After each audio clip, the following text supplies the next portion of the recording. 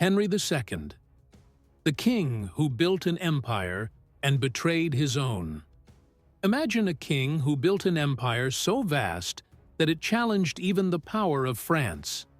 A monarch who transformed justice, redefined the relationship between the crown and the church, and restored order after years of chaos. But also a man whose unrelenting ambition created enemies within his own household. This was Henry II, a brilliant ruler, yet haunted by the very forces he helped shape. His rise to the throne was no fairy tale. He had to fight for every piece of his inheritance, facing rebels, traitors, and even the wrath of the Pope. He built an empire, only to see it threatened by his own family. His legacy? One of the most defining in English history. But the ultimate question remains: was Henry a visionary king who secured England's future, or a ruler betrayed by his own arrogance? Birth and lineage. In the lands of Le Mans, beneath the sky of Normandy, a boy was born on the 5th of March in the year 1133. A child destined to reshape the course of the English monarchy. His name was Henry Fitz-Empress, son of Geoffrey of Anjou and the formidable Matilda, the rightful heir to the English throne. His blood carried the ambition of an empire, but his path would not be paved with gold and glory from the start. The throne that was rightfully his had been taken by another, and his mother would fight for over a decade to secure what was his by birth. Young Henry grew up with an unshakable sense of duty, knowing that his life would never be that of an ordinary noble. He had a kingdom to reclaim. From an early age, he was forged in the fires of instability. His father, Geoffrey, Duke of Normandy, gave him a powerful foothold on the continent, while his mother, Matilda, was the daughter of the late King Henry I. However, fate had no intention of granting him a peaceful childhood in the courts of Europe. Instead, he watched from afar as his mother waged war against Stephen of Blois, a usurper who had plunged England into a period of chaos known as the Anarchy. Growing up in the midst of this storm shaped his worldview. Power was not inherited. It was taken. Henry knew that one day he would have to draw his sword to claim what was rightfully his.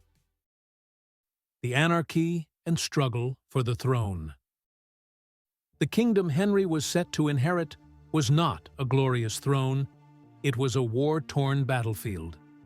When his grandfather, Henry I, died without a male heir, his mother, Matilda, should have been crowned queen.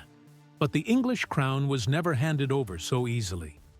Stephen of Blois, the late king's nephew, seized the throne for himself, plunging England into nearly 2 decades of civil war, a period of absolute chaos known as the Anarchy.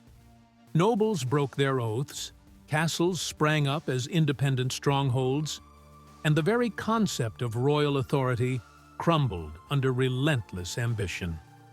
Meanwhile, Henry was growing up across the English Channel, waiting for his chance to reclaim what was his by right. The fight for the throne became his training ground for both warfare and diplomacy.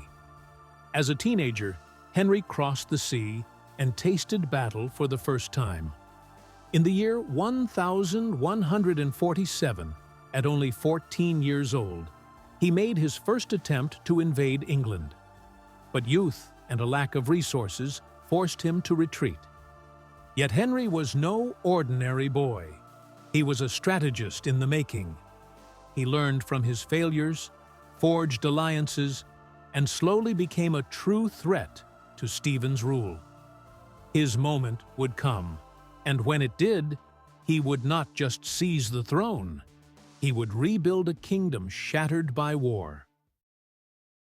Crowning of Henry II. By the year 1153, Henry returned to England, not as an impulsive young warrior, but as a determined leader. his advance was unstoppable. And King Stephen, exhausted by years of war, knew he could not hold the throne for much longer. The nobles, weary of the anarchy and fearing endless conflict, pressured Stephen into negotiation. And so, the Treaty of Winchester was born. Stephen would remain king until his death, but Henry would be his rightful heir. It was a brilliant move. Without the need for a final battle, Henry secured his claim without directly challenging the king. A rare victory of strategy over brute force. Fate soon played into his hands. The following year, Stephen died, and the young duke, now just 21 years old, was crowned as Henry II of England. But he did not inherit just a kingdom. He inherited a land devastated by war and a monarchy in shambles. Unlike his predecessor, however, Henry had no intention of being a weak king. He would rule with a firm hand, restoring order and consolidating his power. Yet no king rules alone, and Henry would soon realize that his choice of wife would be just as important as the crown itself. Marriage and the Angevin Empire. Few marriages in history have had as profound an impact as the union between Henry II and Eleanor of Aquitaine. In the year 1152, Eleanor, freshly divorced from King Louis VII of France, chose Henry as her new husband, a decision that would alter the fate of Europe. With this alliance, Henry did not simply gain a wife, he gained an empire. Aquitaine, a vast territory spanning much of southwestern France, now fell into his hands, making him not just the King of England, but the lord of one of the largest dominions in Europe. The so-called Angevin Empire was beginning to take shape, and with it came an enormous challenge: maintaining control over such a sprawling realm. With vast territories under his rule, Henry possessed more power than his theoretical overlord, the King of France. This naturally fueled a bitter rivalry between him and Louis VII, who saw his own influence weakening. But such an empire came with its own set of problems. His subjects in England, France, and Ireland had different cultures and shifting loyalties, and the barons constantly sought greater autonomy. Keeping this machine running would require immense administrative skill and an iron will, qualities Henry believed himself to possess. What he did not yet realize was that his greatest challenges would come not from foreign rivals, but from within his own family. For those eager to understand the mind of Henry II, his empire, his betrayals, and his relentless pursuit of power, Henry II, A Prince Among Princes by Richard Barber, is an essential read. Legal and administrative reforms. Ruling an empire of such magnitude required more than just military strength. It demanded organization, justice, and a system that ensured the king's authority over his vast lands. Henry II grasped this necessity early on and quickly began shaping England's administration in groundbreaking ways. He strengthened the exchequer, the institution responsible for tax collection and financial management, ensuring that the crown always had the resources needed for campaigns and governance. But his greatest contribution came in the realm of law. Henry expanded the use of itinerant justices, royal officials who traveled across the kingdom enforcing the king's law, undermining the influence of local barons and centralizing power. It was under Henry's reign that the first foundations of common law emerged, a legal system based on precedent, which would eventually become the backbone of English jurisprudence. He also introduced the Assize of Clarendon, a legal reform that standardized trials and laid the groundwork for the jury system. His reforms not only stabilized England, but also established a model of governance that would shape Western civilization for centuries. However, not everyone welcomed this centralization of power, and one of Henry's greatest challenges would arise from this growing tension. The Thomas-Becket conflict. When Henry II appointed his close friend Thomas Becket as Archbishop of Canterbury, he believed he had placed a loyal ally at the head of the English Church. But Becket shocked everyone by transforming into a fierce defender of ecclesiastical autonomy, directly challenging the king's authority. The conflict escalated rapidly, with Henry attempting to assert royal control over church courts, while Becket fiercely resisted. The breaking point came with the Constitutions of Clarendon, a series of decrees aimed at restricting the power of the clergy and reinforcing the supremacy of the crown. Becket refused to submit, was exiled, and spent years plotting against Henry from France. The tension reached its climax in the year 1170, when, in a moment of frustration, Henry reportedly exclaimed, "Will no one rid me of this turbulent priest?" 4 knights took his words as a command and murdered Becket inside Canterbury Cathedral, shocking all of Christendom. The fallout was immediate. The scandal forced Henry into a humiliating public penance to avoid excommunication. If his reforms had strengthened his empire, this event demonstrated that even the most powerful monarchs could be brought to their knees by public opinion and religious authority. But Henry's troubles were far from over. This time the threat would come from within his own household. Wars and rebellions.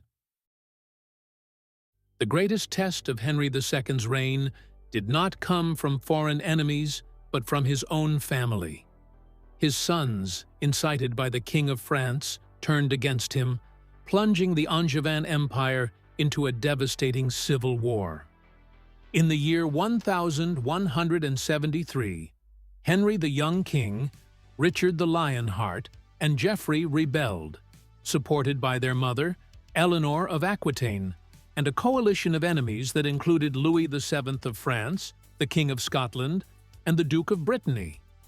It was a brutal conflict that nearly cost Henry his throne, but he responded with tactical brilliance, crushing the rebels with well-orchestrated military campaigns and strategic negotiations. Yet, the betrayals did not end there. In the years that followed, Henry's sons continued to conspire against each other and against their father.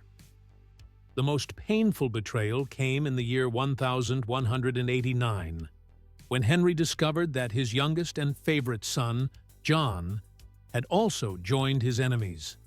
This final act of treachery broke Henry's spirit, leading to his defeat against the new King of France, Philip II.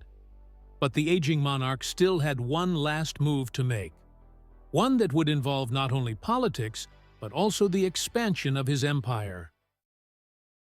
Irish conquest and expansion. Henry II was not just a military strategist on the European continent, he was also a visionary expansionist.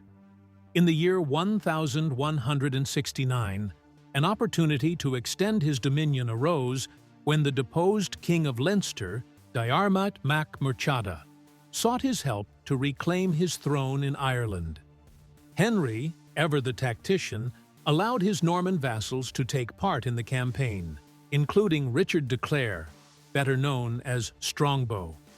The invasion was swift and ruthless, solidifying Norman control over the island.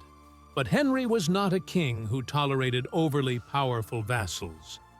In the year 1171, he personally crossed the sea with an army to reassert his authority, becoming the first English king to set foot on Irish soil. The result was a turning point in Ireland's history. Henry II imposed his sovereignty, forcing the local kings to acknowledge his rule. In the year 1175, the Treaty of Windsor formalized this dominance, transforming much of Ireland into an English fiefdom. However, conquest did not mean peace. Ireland would remain a land of instability, plagued by conflicts and rebellions for centuries. Yet for Henry, It was another territory under his control, a testament to his relentless ambition to consolidate an empire.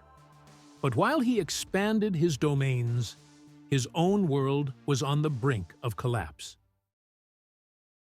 Decline and death. Fate has a cruel way of testing even the mightiest rulers. For Henry II, the greatest blow did not come from a foreign enemy, but from his own flesh and blood. The very sons he had raised and prepared for rule turned against him, driven by their thirst for power and the influence of his eternal rival, King Philip II of France. The final wound came from his youngest and most beloved son, John. Defeated and humiliated, Henry was forced to sign a treaty of surrender in the year 1189, recognizing Richard as his rightful successor. In the moment of his downfall, upon learning that John had also betrayed him, he is said to have muttered his last bitter words, "Now, let everything fall apart." A few days later, already weakened by a stomach ulcer, Henry II succumbed in Chinon, France, on the 6th of July, in the year 1189. His body was taken to Fontevraud Abbey, where he was buried, not with the grandeur his empire suggested, but with the solitude of a king who had been abandoned by those he loved most. The man who had forged a dynasty, built an empire, and reshaped English governance met his end betrayed and broken. But his story did not end there. His legacy would shape kings and kingdoms for centuries to come. After all, his successor was not just any ruler, he was Richard the Lionheart. And with him, a new era was about to begin.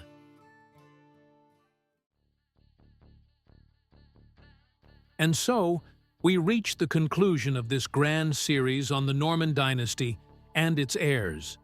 We have witnessed kings build empires, face betrayals, challenge the church, and rewrite the very rules of power.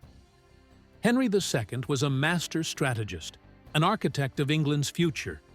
Yet, ironically, he was crushed by the very ambitions he had nurtured. His legacy endured, but at the cost of blood and fire. Now, the question remains, who should take the throne of our curiosity next? Richard the Lionheart, the legendary crusader who clashed with the great Sultan Saladin? Or Charles V, the ruler of an empire where the sun never set? Or perhaps another monarch who reshaped European history? Leave your comment and help decide the next chapter of this journey. Subscribe to the channel and turn on notifications to continue exploring the stories that shaped the world.